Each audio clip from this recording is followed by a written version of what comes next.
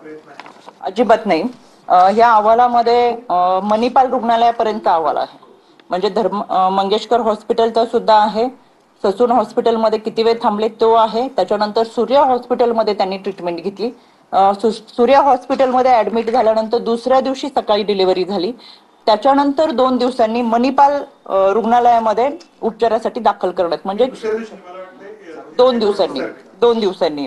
तर त्याच्यामध्ये त्या उपचारादरम्यान मणिपाल रुग्णालयामध्ये उपचारादरम्यान 31/3/2025 रोजीला मयत झाले.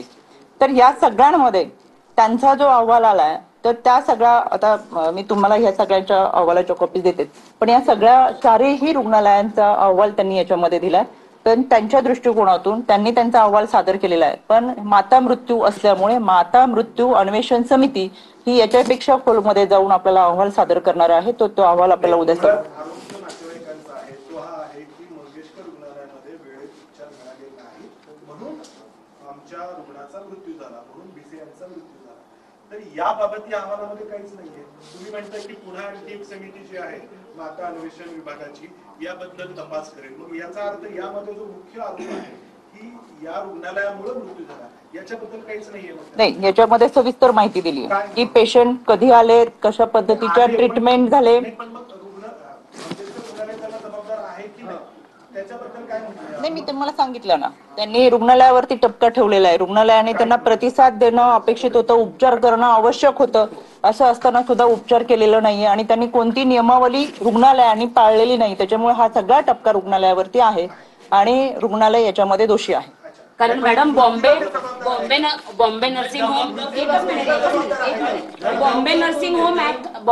होम ऍक्ट नुसार दीनानाथ रुग्णालय हे महापालिकेच्या अंतर्गत येतं. त्यामुळं यांनी जरी फक्त निष्कर्ष काढले असले तरी मूळ कारवाई ही महापालिकेकडून होणार आहे. तर मग महापालिकेला आपण काही वेगळ्या सूचना दिलेल्या आहेत का? तुम्ही पाहिलं असेल, सगळ्यात माझं पहिलं पत्र हे महानगरपालिकेलाच होतं. महानगरपालिकेला पत्र दिल्यानंतर ही समिती तयार झालेली आहे.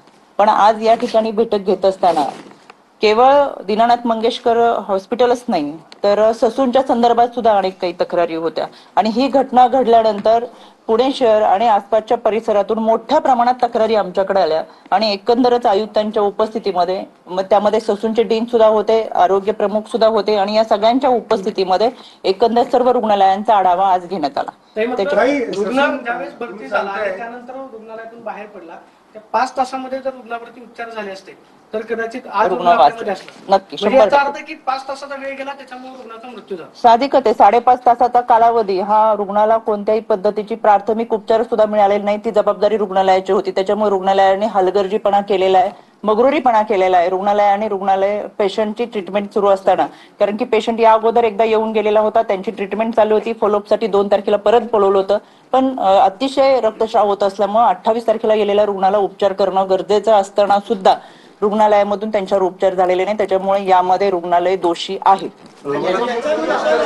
निष्कर्षामध्ये या गोष्टी म्हटल्यात का? तुम्ही जे आता सांगितलं निष्कर्षामध्ये या गोष्टी म्हटल्यात का समितीच्या की 5.5 तासाचा उशीर झाल्यामुळे अतिरिक्त रक्तस्राव झाल्यामुळे म्हणजे रुग्णालय दोषी आहे? 5.5 तास त्यांनी जे ट्रीटमेंट दिली नाही त्यानुसार हा अहवाल फार मोठा आहे. आणि याच्यामध्ये मेडिकल निग्लिजन्स कडे जर लक्ष दिलं तर एफआयआर होईल. तेवढं येऊ दे ना स्पेशल.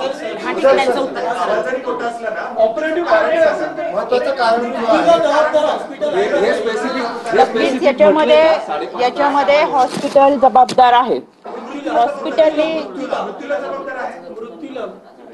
हॉस्पिटलनी खरं तर त्यांना त्वरित उपचार दिले असते तर पेशंट वाचला असता. या अहवालापेक्षा सविस्तर अहवाल आपला माता मृत्यू अन्वेषण समितीचा येणार आहे. मॅडम याच्यामध्ये मेडिकल निग्लिजन्स झाला असं काही आहे का? आणि मेडिकल निग्लिजन्स जर झाला असेल तर एफआयआर दाखल होईल का? आणि मग पोलिसांचा रोल काय असेल त्याच्यामध्ये? तुमच्या माहितीसाठी आता खरं खूप मोठा अहवाल आहे म्हणून मी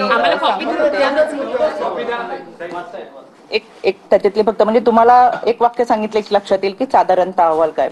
रुग्णालयाच्या खुलासानुसार सदर रुग्ण 5 तास 30 मिनिटे रुग्णालयात होता व डॉक्टरांना कोणतीही कल्पना देता परस्पर निघून गेला असं जरी त्यांनी नमूद केलं असलं तरी यामध्ये 2021 मधील 11 जे आपत्कालीन व्यवस्थापकीय वैद्यकीय सेवा आहे या रुग्णाच्या आर्थिक क्षमतेचा विचार न करता गंभीर रुग्णांना प्राधान्याने मूलभूत जीवित रक्षणाच्या सेवा देईल आणि तदनंतर आजारासंबंधी वैद्यकीय टिप्पणीसह लवकरात लवकर रुग्णाला सोयीच्या नजीकच्या रुग्णालयात संदर्भित करेल.